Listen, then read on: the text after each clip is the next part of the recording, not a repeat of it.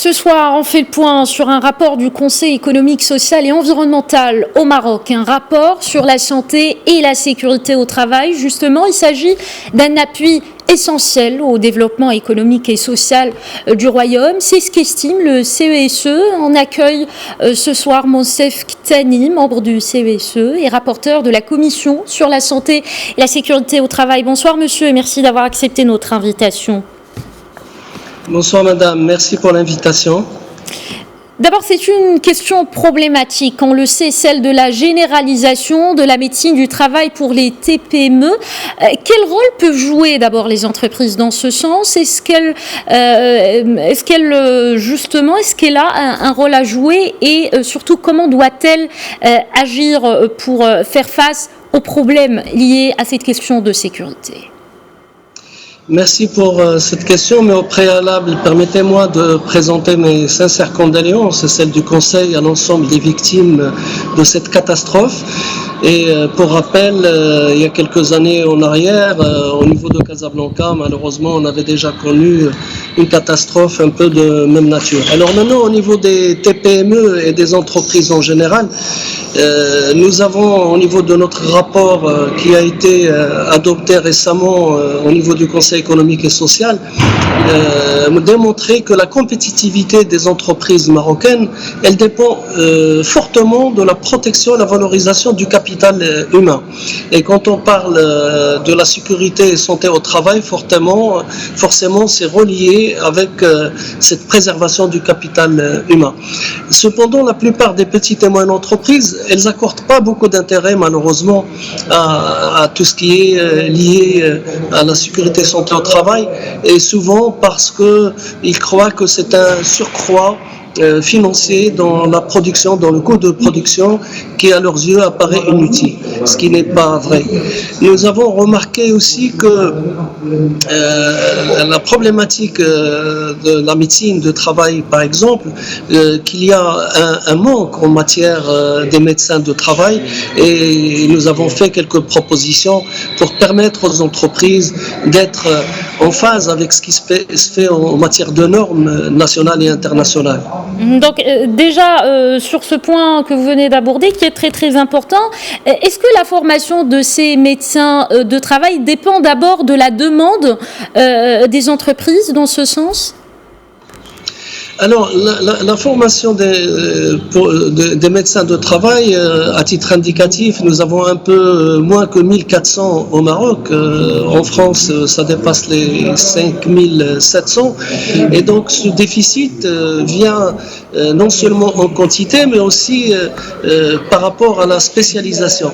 Et la problématique que nous avons et la problématique que nous rencontrons aujourd'hui, c'est aussi par rapport à la taille et la dimension des entreprises qui font appel aux médecins de travail. Donc oui, certes, la formation est un élément important et nous avons fait des recommandations dans ce sens. Zoom sur ce rapport que vous venez de publier au sujet de la sécurité au travail. Quelles sont les recommandations du document en la matière ? Alors, ce que propose le Conseil économique et social, d'abord, c'est une réforme du système de santé-sécurité qui soit fondée sur une vision globale et intégrée. Alors, il y a le volet juridique et institutionnel. Certes, le Maroc a connu des points positifs. On rappelle la création de l'Institut national de la sécurité au travail, le programme qui a été mis en place pour 2020-2024 et qui est un programme intégré mais qui reste quand même à compléter. Et il faut aujourd'hui proposer de parachever tout ce qui est loi cadre et le côté juridique. On recommande aussi que la création d'une agence nationale pour la santé et la sécurité au travail ayant notamment pour mission de repenser, d'élaborer et mettre en œuvre la politique nationale de la sécurité et de la santé au travail, de généraliser la protection sociale avec un système obligatoire d'indemnisation des accidents de travail et des maladies professionnelles au profit des travailleurs du secteur privé notamment, et dont la gestion devrait être confiée à la Caisse nationale de sécurité sociale. sociale. En matière de formation, comme je vous ai dit tout à l'heure, il faut impliquer tout le système universitaire et de formation professionnelle, mais on pourrait parler aussi de la motivation et la sensibilisation des entreprises. Il faut consacrer le dialogue social en tant que moyen de promotion de la santé et sécurité au travail au niveau national, régional, sectoriel et au sein même des entreprises. D'accord. Hier, on le rappelle, vous étiez en train de parler de ce point justement. Tanger et tout le Maroc se sont réveillés sur un drame, le décès de 28 personnes dans la cave d'une villa qui faisait office d'un atelier de textile. Le débat est toujours vif aujourd'hui. Quels sont les outils à activer selon vous pour lutter contre les incidents du genre ?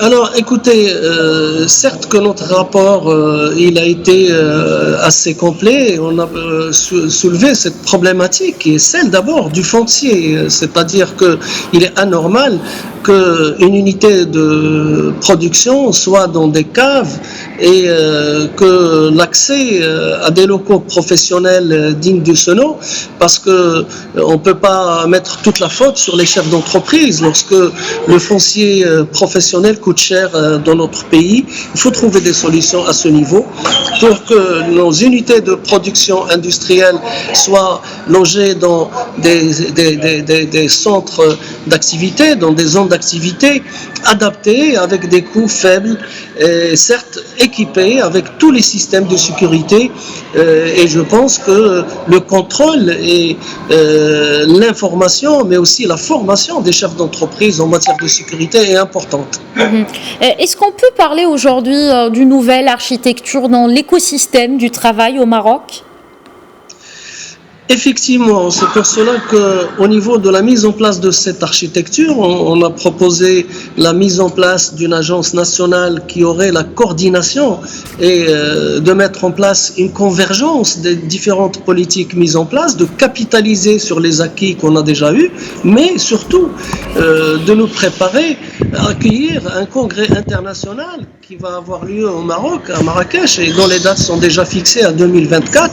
Et le Maroc doit relever ce défi, d'autant plus que la compétitivité économique passe notamment, et nous l'avons remarqué dans notre benchmark, beaucoup de pays qui ont amélioré en réduisant le nombre d'accidents de travail, ils ont gagné des points de PIB au niveau de leur efficacité économique. Merci beaucoup à Monsef Ktani, membre du Conseil économique, social et environnemental et rapporteur de la Commission sur la santé et la sécurité au travail. Merci d'avoir répondu à nos questions et merci pour votre analyse. Merci à vous, madame. Merci.